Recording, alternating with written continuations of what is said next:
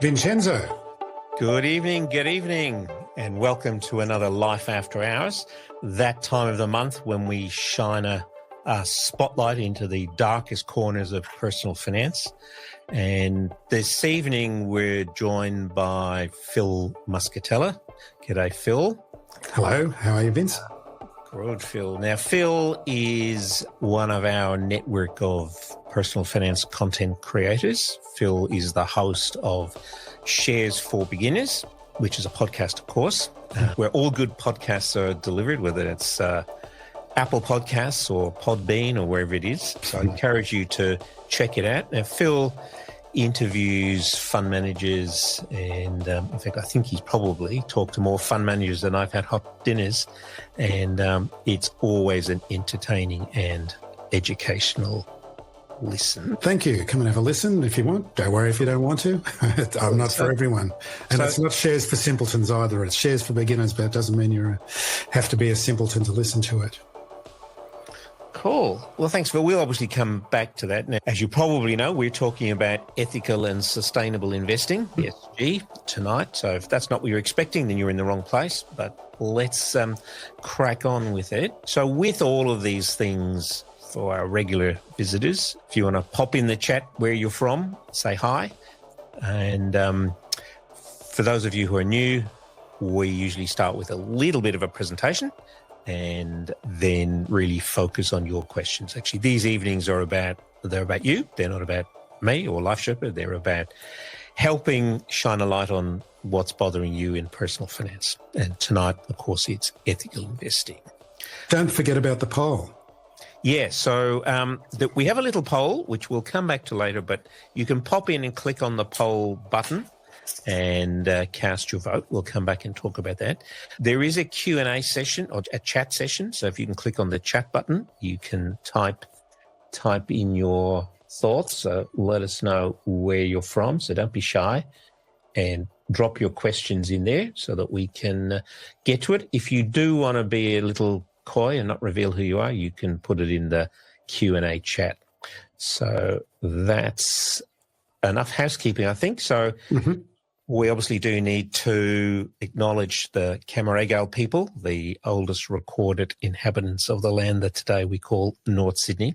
So let's just crack on with a few slides just to set the scene and set the table, as they say in many podcasts these days. Set the table. So if I can start, that should pop up. A little bit of a delay.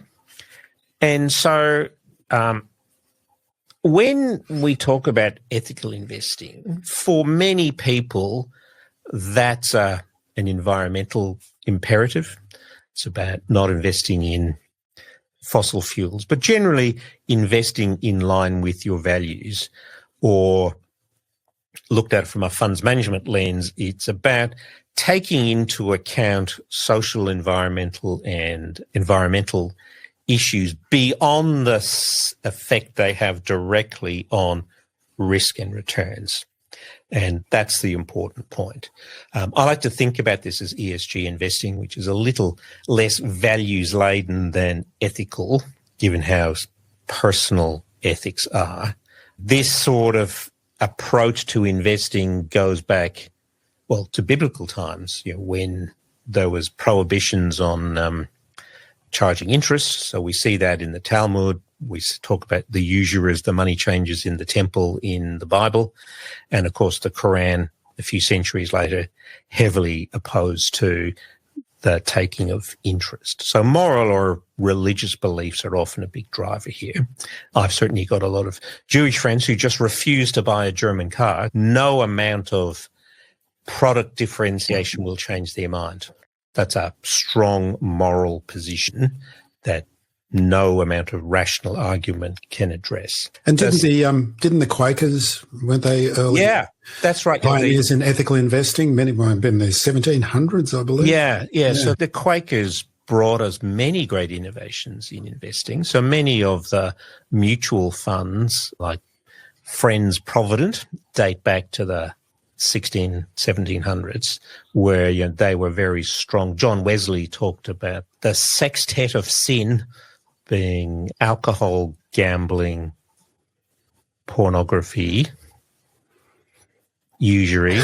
Don't know, I'm struggling a bit. But anyway, square dancing in roundhouses. Probably. And so that was obviously a big driver in the Quaker movement, who were largely excluded from the professions. So they couldn't be lawyers, they couldn't be doctors, so they flocked to finance. Now, I'm not sure what that tells us about the personal finance industry, but that was why they set up a lot of those businesses. So Barclays Bank, Lloyd's of London, they're all great Quaker institutions from the 1700s.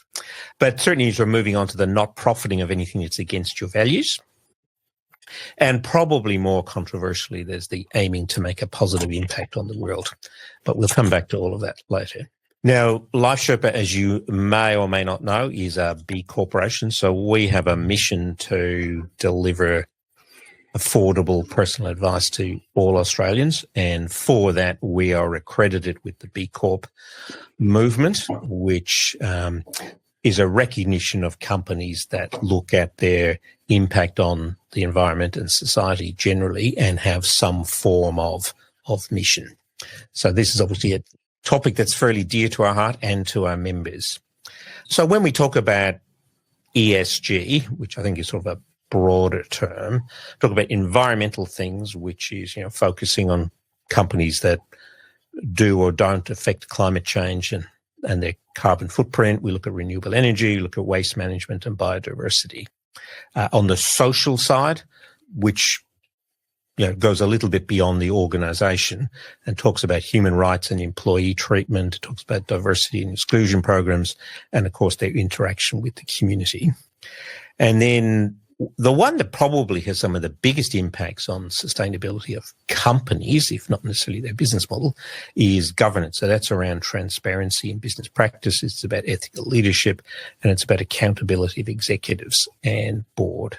So depending on where you're looking in the funds management or investment space, you will see greater or lesser impacts of each of these areas. So you need to be very clear what you're looking for and the weighting you place on these. So from an environmental perspective, Tesla often scores well, but it scores appallingly on governance, unsurprisingly, and often performs poorly on social because of its labour relations operations. Similarly, Apple, low carbon footprint, but arguably, social stuff about their supply chain.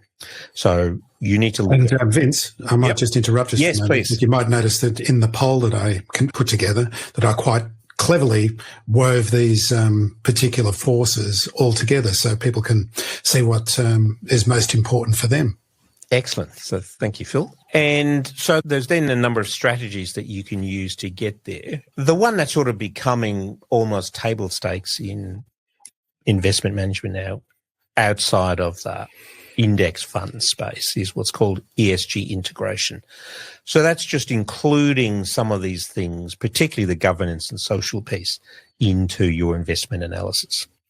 And you'll find most fund managers, even if they're not selling funds labelled as ESG or ethical, there will often be an element of ESG integration into the analytic framework. You can look at positive or negative screening. So a negative screening is the Quaker approach, is that we don't invest in companies that do this. That can be a difficult exercise. Where do you draw the line? Many of the bigger funds say, look, we're not going to invest in companies that generate more than X percent, often 5 or 10% of their revenue from these things. So it's not a complete prohibition in many cases. Some people look at stewardship or activist investing, which we'll talk a little bit more in the chat later, where you use your power as a shareholder to instigate change. We saw this with AGL, where the activism of small shareholders effectively rolled the board and changed their strategy going forward. Then we look at impact investing, where you're actually looking for individual investments that themselves make a difference, investing in affordable housing, renewable energy, for example. And then probably more controversially, thematic investing, which is trying to build a fund or a portfolio that hooks into a theme like clean energy, batteries, electric vehicles, mobility, whatever the theme is that aims to have some sort of positive impact. Moving on along, there's lots of myths and misconceptions about this thing. Probably the most controversial one is that it means sacrificing returns. The evidence is pretty mixed on this one. There is no evidence that an ESG filtered fund is sustainably better or sustainably worse. It is definitely different. And when you look at the broader returns, you generally see that ESG does well when resources do badly and vice versa. ESG funds looked really good because of the dominance of the Facebooks and Googles. Maybe low carbon, but question their ethical stances. Until Russia invaded Ukraine, gas prices went up and suddenly resources started to look better. So no particular evidence that it's sustainably better or sustainably worse. It will be different, and that's either different good or different bad depending on the period you choose. Logically, you would say that if you're trying to optimize a whole wide range of options, that a constrained optimal cannot be better than an unconstrained optimal. But there's no evidence it's going to be better or worse. What we do know is that companies that score high in ESG ratings tend to be larger and more profitable. Now, I suspect that that's largely correlation rather than causation, because big profitable companies have the resources to fill out the forms for all of the ESG ratings agencies.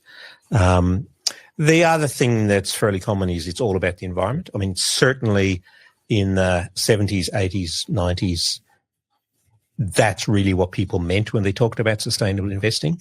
And it was largely about not investing in fossil fuels. As we've just seen, it's about a lot more than that. And the other misconception is that it's expensive. That was certainly true, or you need a large portfolio. This was certainly true a decade or so ago. An ESG fund was an expensive option a decade ago. And now we're seeing lots of lower cost, rules-based system funds, which are now a bit more affordable. But it is a little bit more expensive. There's no doubt about that. And then I guess finally, you've got to accept that there is no perfect answer. So when you start looking at, let's just take fossil fuels as a good example, it's fairly easy to say, well, I'm not going to invest in oil and gas explorers and producers. But what about pipelines?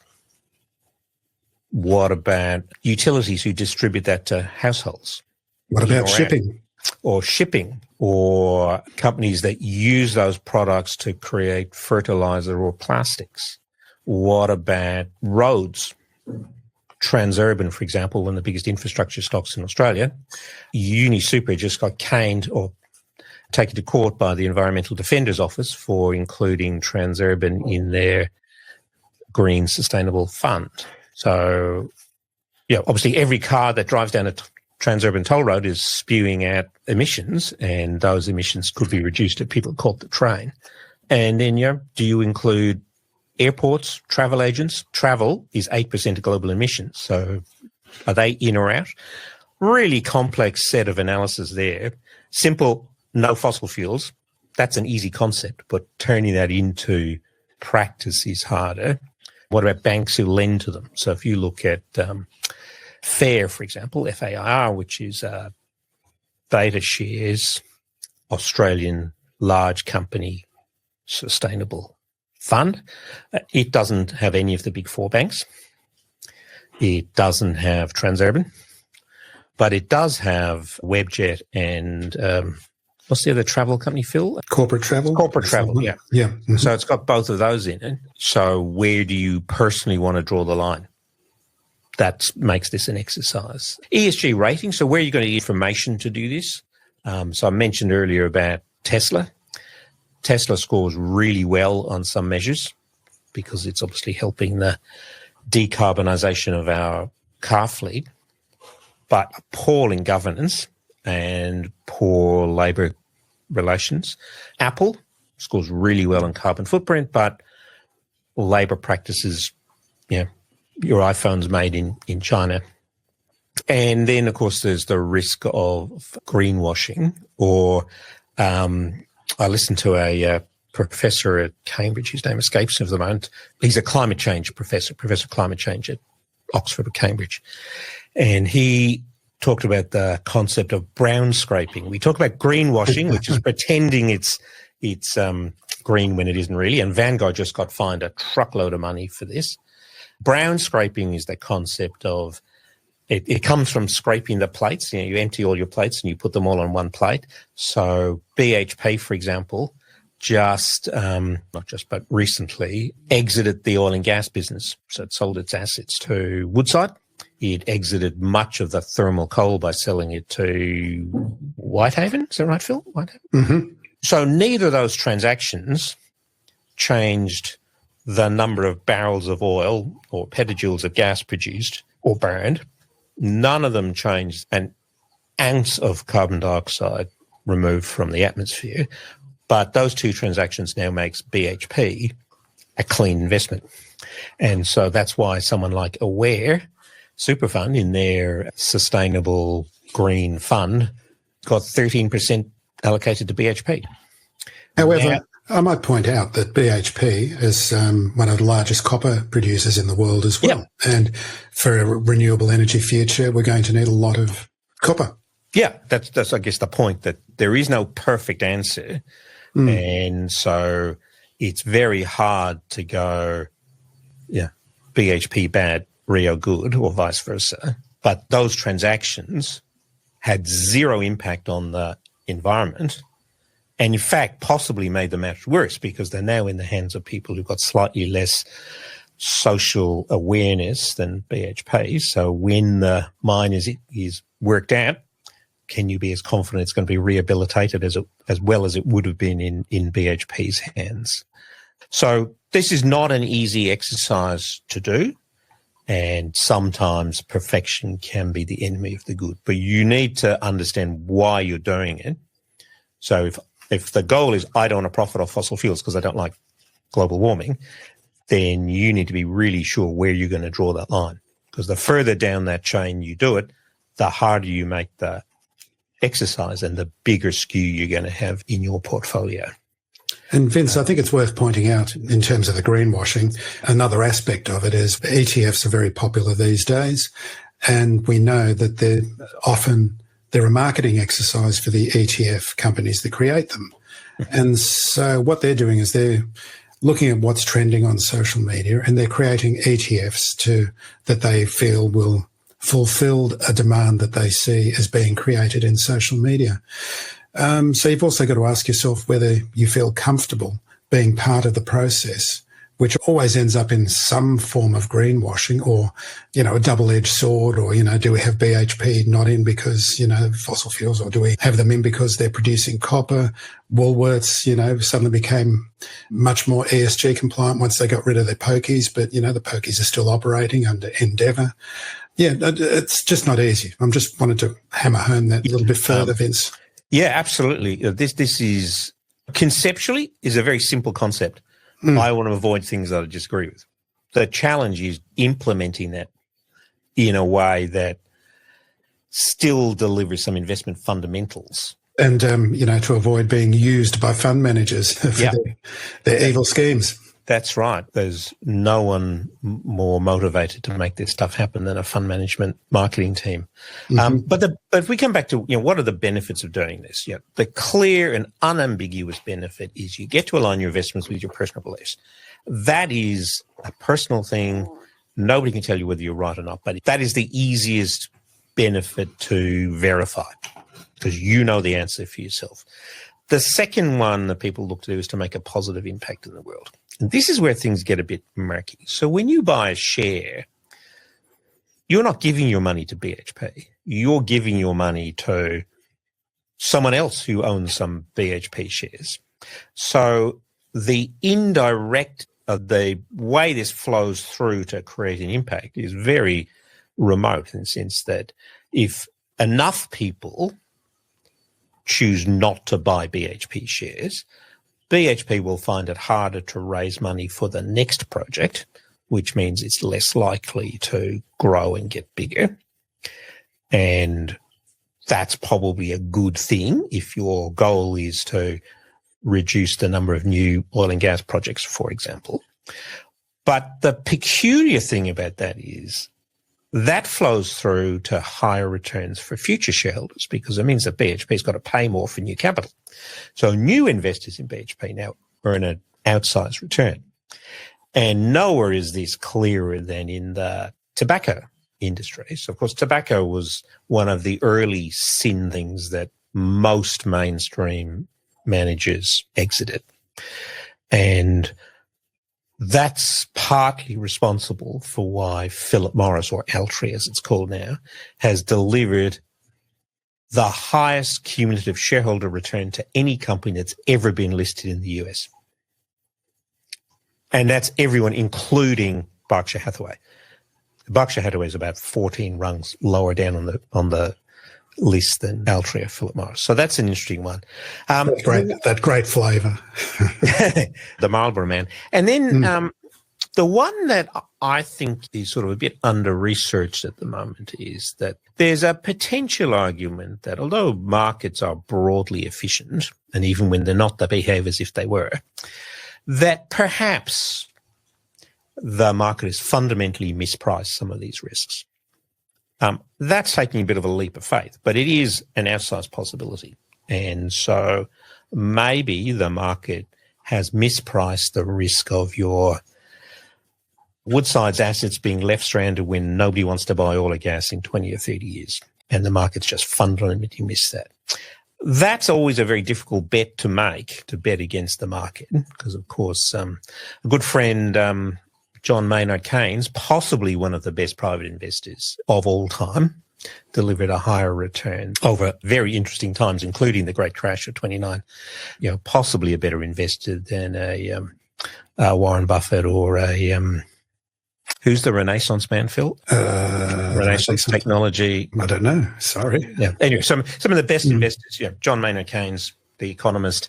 He was a better investor than he was an economist. Arguably, I mean, he ran the Cambridge or Oxford, Cambridge, I think, endowment for, from the 20s through the 40s and delivered sort of enormous returns. But he said that, markets can stay irrational longer than you can stay solvent, and never confuse efficiency and rationality. Efficiency means the market price takes into account all known information. Rationality implies that information is rational, those decisions are rational. And those two are not the same thing. And to put it even more simply, Vince, it's just that you can't see anything into the future. No one can see what's going to happen. And I think a lot of people that especially get caught up in this kind of investing or thematic investing feel that they can see this story developing, that fossil fuels are being phased out. Yep. Therefore, you're going to do better by investing in what's going to replace them. But no one knows what the future is going to bring or what sort of disruptive technologies are going to become available to just change the whole playing field. That's right. And, of course, great ideas and great companies only make great investments at the right price. And at the right time. And the question is, what do you know that the market doesn't? So that's the main benefits of doing it. So one of the things we do with our members here at Life Sherpa is this concept of getting clear on your values. What it is that you're trying to achieve and why. So when it comes to creating investment, if your goal is to not profit off something you disagree with, then that's a sort of a fairly clear and unambiguous question to answer. But looking at the broader, I want to make a difference, I'm concerned about climate change, I'm concerned about sweatshops in China, your biggest and best bang for your buck may very well be what you do with your day-to-day spending. So we get people to look at their daily lifestyle. Do you drive an electric car? Do you buy green energy? Do you offset your flights when you travel? Do you eat organic? Are you a vegan? All of those decisions have a cost to lifestyle and possibly your budget. And if you're not doing any of those in your day-to-day life where you're making an immediate and direct impact on the vendors of those products, question why you want to impose those costs on 60-year-old Phil. That's not to say you shouldn't, but you need to understand why you're doing what you're doing. So being very clear in your values. Research, there is no substitute for detailed research, and Google is not your friend here. That, we spend a lot of time going through the individual holdings of those big super funds, and it's a tough gig to really sort it out and look at whose ratings they're looking at. So, be very clear about what their ESG criteria is and the transparency of that. And, of course, balance ethical objectives with financial performance. There is no right answer to all of this. And I think before we move on, Phil, you're involved with the Australian Shareholders Association, who one of their roles they play is to apply pressure on ASX-listed companies. And so the advantage of that is that the right that you get for buying a share is the right to vote at the AGM. Now, most people don't have the time to rock up and have coffee and biscuits with the CEO, but you can exercise that vote for good or to advance. Or whatever you see as to be good. So you may have seen this in the case of AGL, very concerted effort by lots of small shareholders, and many of our members bought a handful of AGL shares to participate in that campaign. And that campaign rolled the board, changed the go-forward strategy. Now, here we are 2 years later. AGL is still the largest emitter in the country, so I think the jury's still out on what it achieved. But that's how to get involved. And that's the flip side of divesting or exclusion is to invest and be an active owner. In the chat, I put a link to a company called Six Invest. Now, Six Invest is an Australian broker who organises campaigns. So when you go and buy a share, you can register and participate in their campaign. So they've got a handful of campaigns right now. They've got one with Macquarie to stop funding oil and gas. They've got Woolworths and Coles trying to protect there's an endangered skate in Tasmania, which is being hurt by the salmon producers. So they want to try and get Woolies to stop buying. There's one about Webjet to stop cashing in on animal cruelty. Big banks about forestation, gambling ads on 9 and 7. So this is a company that is corralling retail investors who can go and buy a small marketable parcel and get a real say at the AGMs for these companies. So that is a direct impact that you can get by getting involved. If you're concerned about a specific campaign or a particular company or whatever issue, maybe keep your core investments or your super fully diversified and put a little bit of money into somewhere where you can make a direct impact on some particular issue. That's certainly something that's worth having a look at. And Phil, ASA? Now, with the Australian Shareholders Association, I think it's worthwhile if you are taking your investing this seriously in terms of wanting to be ethical about it, take the time to go to the Australian Shareholders Association, look at the companies that they're monitors. They've got volunteer company monitors who will do very deep dives, meet with the CEO, meet with the chair, and talk to them. And they wield a lot of proxies. So when you have a share in a company, you can vote at the AGM. But if you haven't got time or you don't want to think about it, you can give your proxy to the Australian Shareholders Association if you believe that there are issues that they are dealing with that align with your goals. Very, very good thing to do. And I also just put in there Trade for Good as well, the website for Trade for Good, which is another great company. It's a stockbroking firm. You can use it as your brokerage. And they have particular charities that they give money to. 50% of their brokerage goes to charities as well. So have a look at them and see if that might help you align, because I really think this is too difficult for normal human beings. Can I go on my rave now, Vince? Yep. In fact, before you do, though, do you want to explain what a proxy is? Well, just basically, proxy is every shareholder has the right to vote at an AGM, and it's one share, one vote. So there's many shareholders who might own 20% of the company, in which case they've got a lot of voting power with that company. The only way small shareholders can match them is to get together with other small shareholders through organisations like the Australian Shareholders Association to let companies know that there are things that you as a shareholder are not happy about. There's also proxy advisors, which pull together a lot of proxies and put pressure on companies, not necessarily for environmental or ESG reasons, but it can be for other kinds of reasons like trying to make them perform better as well. But use your proxy as your way of perhaps changing the system a little bit more than you possibly thought was possible. Now, rant away. Well, rant away. Okay. As a society, I think collectively we have come up with a moral framework, and that's called the law. And the law is a living thing, and it changes all the time with government legislation. It changes with whether laws are followed or not, because sometimes laws do outlive their usefulness and they fall off the radar as well.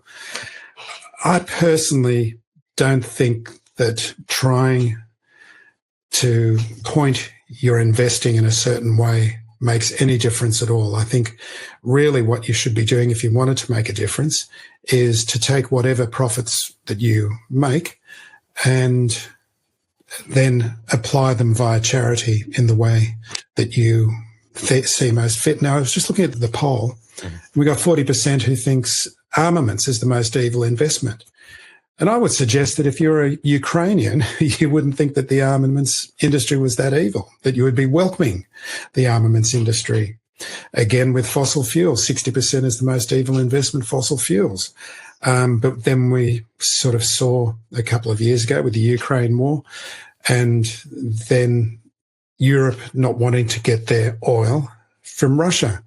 Is it less evil to get their oil from the United States or other sources around the world? There's lots and lots of ethical questions. I'm not sure the environment can tell the difference between an American molecule of carbon dioxide and a Russian molecule of carbon dioxide. But there is a use there for it. There is a need for it. There is a requirement there. I just think you'd drive yourself insane trying to do it. I think the best way is to make the money however you can. I don't want to say it in quite those bold terms, but in whatever companies are legal, because we do have that. What did Gordon Gekko say, Phil? Greed, for the want of a better word, which I think is the bit that's left out by most people, which is interesting. I mean, when I was at business school in the 80s, this whole concept of, what is the duty of a director? Up to the 80s, the general view was that the directors owed their sole duty to the shareholders, and their sole duty was to maximise shareholder returns. I think there's now much more of an acceptance that it's difficult to see that in isolation, and that directors should consider the broader environment the company works in, some of which has a direct impact on profits. So if you're a mining company, you need to make sure you maintain your social license, which probably means not blowing up Aboriginal cave art, and it probably means not poisoning the water system around your mine. And rehabilitating the mine, yes. So these things have become, in that 40-year period, much more part of the way directors think. And that in order to run a sustainable company, which is not necessarily the same thing as running a sustainable business or doing sustainable activities, but a company that is sustainable is one that will continue to deliver returns to its shareholders for generations. So, there are companies that have been around for hundreds of years. I think, what's the company that makes English breakfast tea? Twinings. Twinings, one of the oldest continually operating companies in the world, which began in a colonial environment and has now become, possibly one of the wokest companies in the UK. So, companies do change their spots. Certainly looking at the expressions of interest when people join us as members at Life Sherpa, certainly fossil fuels is a topic that's very high on the agenda. And so many people come to us and say, look, I don't really want to invest in fossil fuels. And you go, well, that's great. Now, the consequence of that is you're going to have more of your money in Facebook and Apple, or Facebook and Google. How ethical do you think they are?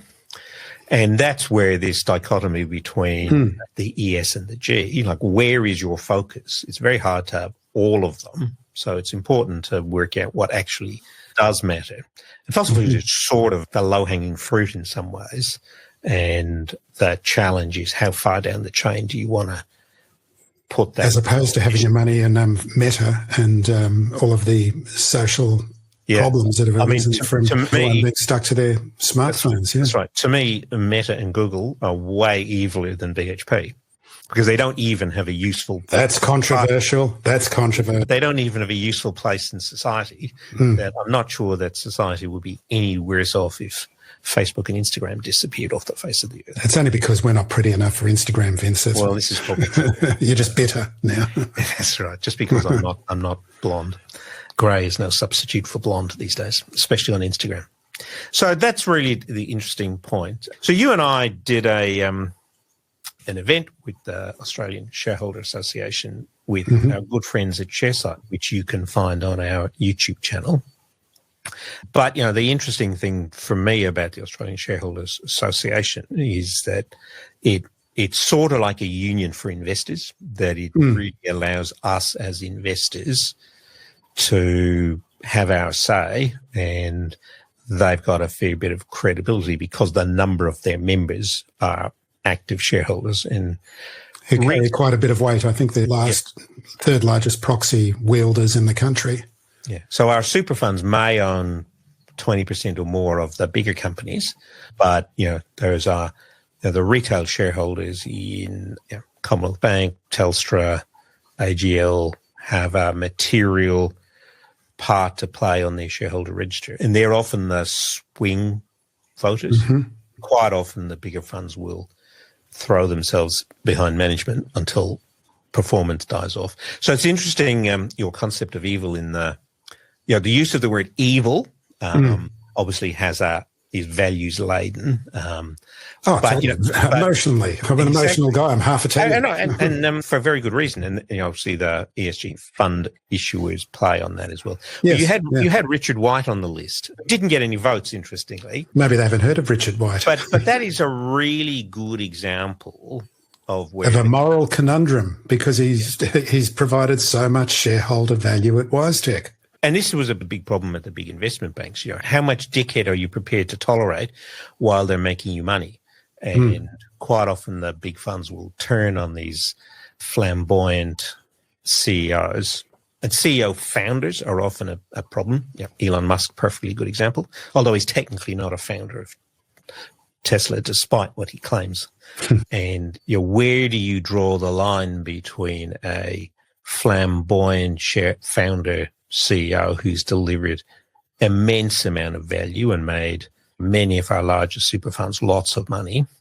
They eventually had enough of him and rolled him. But he's back. They can't get rid of him. But I think this whole governance piece is the real value destroyer in here. That bad governance will destroy great businesses. In an Australian context, all you do is look at AMP. I mean, this is an Australian icon. It's been around for 150 years, 140 years, that was synonymous with stable, solid investment management and reliable insurance products for 100 and whatever years, and was destroyed by generations of incompetent management. You know, the share price only went one way from the listing in 95, 96.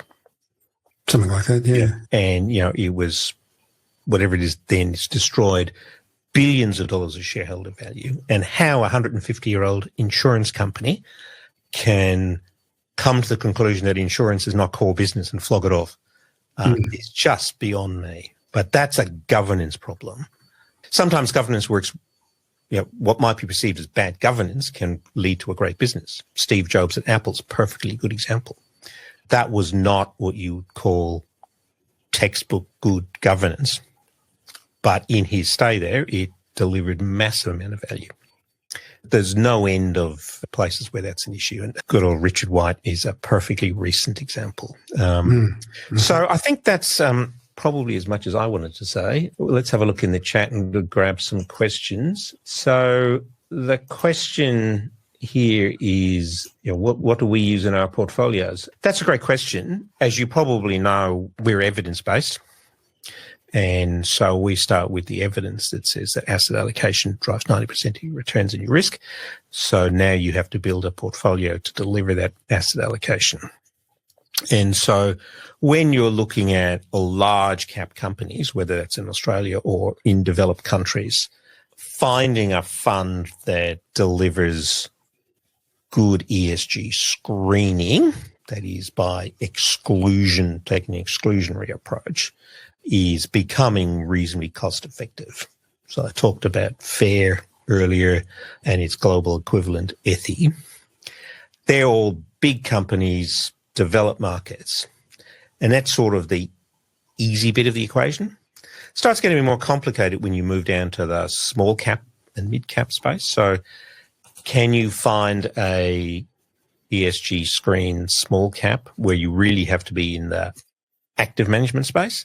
There are a handful. Most you would probably put in the ESG integration bucket if there's anything. That's a tough one. Then when you come on and look at real estate, we use a screened global real estate business, but it's screened based on the properties. So it says we only want properties that are this level of energy efficiency. But what about the tenant? Is a energy efficient building leased to Esso or Pornhub an ethical investment? And it's largely because getting one screened by tenant is just not available today. And it would be a big job, an expensive job to deliver. So we look at a fund which is screened for environmental performance of the buildings. Next, infrastructure is a really tough one. Traditionally, an infrastructure fund includes roads, railways, power stations, utilities, airports. So it's pretty hard to draw a line there and go and still maintain a diversified infrastructure fund. You might argue, well, railway is probably one of the most efficient ways to transport goods over land. So maybe railways are good, notwithstanding that they burn lots of low quality fuel oil to shipping we talked about earlier. Bunker oil. That's one of the dirtiest fuels on the planet. I mean, how are we going to survive without shipping in containers? Yeah. So ports in or out? Again, airports, travel is 8% of global emissions. So are airports in or out? And if you start applying some real filters to that, you end up with renewable energy generators. There's probably not a lot left in the infrastructure field that would survive a serious filter. And that's just too hard to buy. And also doesn't really perform like what an infrastructure fund should perform like. Emerging markets, again, very tough to find an ESG screened emerging market fund. Bonds, starting to get a little bit trickier. If you're buying an Australian bond fund, the vast bulk of it's issued by federal and state governments. I think you probably say, well, that's pretty okay. I mean, the Australian government is probably on the side of the good guys. Once you move into global bonds, do you accept Chinese bonds or South African bonds or Argentinian bonds? So do you draw the line based on the issuer or do you draw a line based on what it's used for? So we've seen some green bonds, very short supply, high price, low yields, very difficult to make some money. Gold, of course, is almost inherently green because 94% of what you buy is existing gold that never moves out of the warehouse that you buy, and only about 6% of it is new gold. And the big gold producers are now pretty green. And cash, of course, is cash. So that's how we would look at putting a portfolio together. But it's how far down that spectrum or up that spectrum you want to be as to how clean you want it to be. And the further you go, the harder it is to get diversification. You're talking about screening there, Vince, and Yep. I think many investors want to make a positive impact. And we got a question from Sarah. Given all the complications, do you think it's feasible to use your investment to support the growth of ethical companies that do good for the world? Two parts of this for me. One is that I think there are many companies that are run by good people. I might be a bit of a Pollyanna here, but I think people generally are good and are trying to do the right thing. And it's pretty easy to identify well-run companies with ethical people at the helm. The other side is, of course, and we were talking off air before this about hydrogen. Like hydrogen is seen as one of the renewable fuels of the future. I'm not sure if renewable is exactly right, but non-emitting fuels of the future. And I was pointing out, well, many of the companies that are producing hydrogen are at the very, very early startup phase. Now, if you were going to put money into those companies, you are going to be helping them in terms of the more people that invest in a hydrogen company, the more capital they're going to have at their disposal and that they can grow from that. But then again, they're quite marginal operations in a lot of cases, and there's a lot of blue sky and green fields in terms of developing hydrogen. Are you willing to throw your money down the toilet, which is the possibility with some of these companies as well? Small miners are always a difficult one, and they're the ones that are at the edge of these things. I mean, one of the things that I've spent a fair bit of my personal time on is the whole affordable housing space, which in Australia is a huge problem. A black hole, one would say. So working with a lot of the community housing providers to get super fund money into them, which, is capable of delivering a market type return. But, most of our major funds have avoided putting money in because they're trying to blackmail the government into giving them more money to give them a supersized return. A lot of them make a very big noise about it. So if I look at Aware Super, and it's not picking on Aware specifically. Some of my best friends wear pink T-shirts for work. Oh, you never stop talking about them, Vince. But, Aware is an investor in affordable housing. So let's not take that away from them. And they make a big deal about this in their annual report. But when you scratch the surface of this, it doesn't disclose how much it's actually invested in. It claims that its investment, and I quote, is now projected to reach $1.5 billion on completion. Now, Aware is a fund that manages, close to $100 billion. But when you actually look at their portfolio disclosure statement, the Aware High Growth Socially Conscious Investment option has 1.73% of its investments allocated to unlisted real estate. And most of that is in the Aware Real Estate Management Fund, which invests in industrial, office, retail property and has 470 essential worker leased apartments in its portfolio. Doesn't tell you how much they're worth, but 470 apartments out of 1.7% of $100 billion is not a lot of money. So, yes, I think there is an opportunity.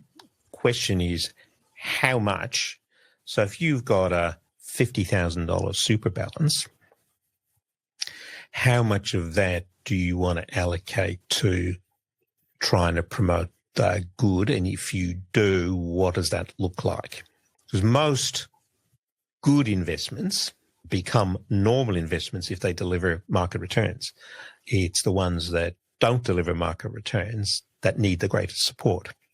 And affordable housing is a really good example that without some form of support, much of which comes through the planning system in terms of extra floor spaces and better planning consents, and some of it comes through government grants. But it's very difficult to go, well, I'm going to allocate, say, 5,000 of my 50,000 and I want this to go to a specific impact project.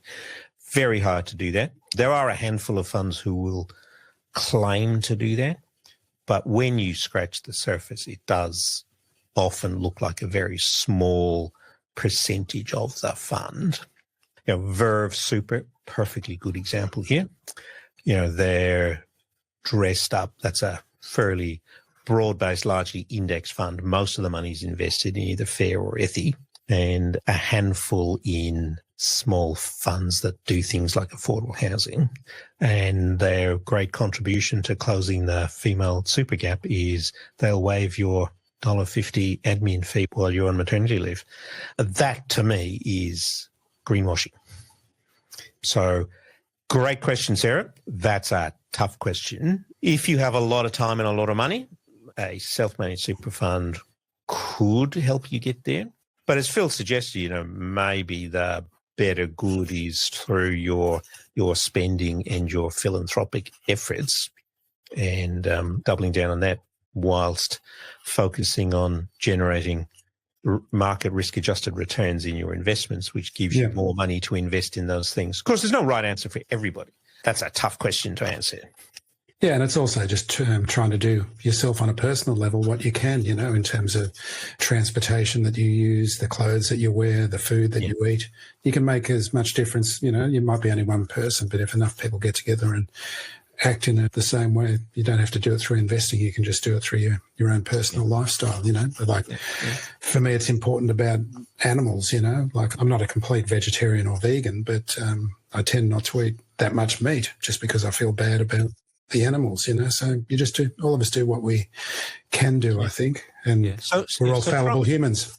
We are. So from a Life Shepherd perspective, we donate a portion of our output. That is, we give a number of our philanthropic partners free access to the Life Shepherd advice product. So if you're a Black Dog employee, for example, you get our services for free. And that's a not-for-profit, which looks after mental health, very closely aligned with financial wellness. That money is one of the biggest causes of mental issues over stress in Australia among 45-year-olds. So there's a perfect alignment of mission here. So we look to partner with not-for-profits to do that. We do pro bono advice through the industry associations, and we recently bid on a financial literacy grant program from the federal government. So there's lots of ways we can do this, and each of us has something to offer. I think the challenge is to identify what your special offer is. Sometimes that's money, sometimes it's time, and sometimes it's public support. So we're coming up on an hour. Did you want to add anything, Phil? Your travels with fund managers? Not really, just beware of the finance industry. I think that's what I come up with. But then generally, most of these fund managers are really nice people as well and are just trying to do the right thing for their clients. As far as I can see, there's very few absolutely evil people in this part of the world. But again, I think just do what you can yourself, and with your investing, just be very, very careful with it, because you just don't want your money to go into someone else's pocket for the wrong reasons. And again, join the Australian Shareholders Association, allocate your proxies if you have any direct share investments. And it's also a great exercise reading what the company monitors are saying, because that gives an incredible insight into each of these companies as well. So you actually do really understand what's going on there, because often on the face of it, it's very difficult to dig in and see what the company is actually doing unless you've got someone who's meeting with the CEO and the chair to talk about these things. Yeah. And membership is quite cheap, Phil, isn't it? Yeah, it's $140 a year. That's nothing. And there's plenty of great value that you can be had out of that. Yeah. So I think I'd only like to add 2 points to that. One, look at the evidence, particularly when it comes to climate. Look at the science, first of all. The science doesn't lie. And when it comes to investing, you look at the evidence. And fund management marketing teams are not necessarily your friend, even though some of my best friends do work in fund marketing. We love the marketing people. We do. I think that's great. So really, thank you so much for joining us on Life After Hours tonight, Phil. Thanks, Vince. I enjoyed it. Just remind our listeners where they can find you. Well, Shares for Beginners, the podcast. So, just put in Shares 4, and I think I'll come up automatically anyway. I auto-populate quite well in these things. Spotify, Apple, Pocket Cast, whatever player that you use. And I've also got my YouTube channel starting. I think we might put this one on my YouTube channel as well, Vince, if that's available. Yes, absolutely. So if you registered and weren't able to stay for all of it, we'll send you the link in the morning to watch it again. And once again, thank you for joining us on Life After Hours. So till next month, bye for now.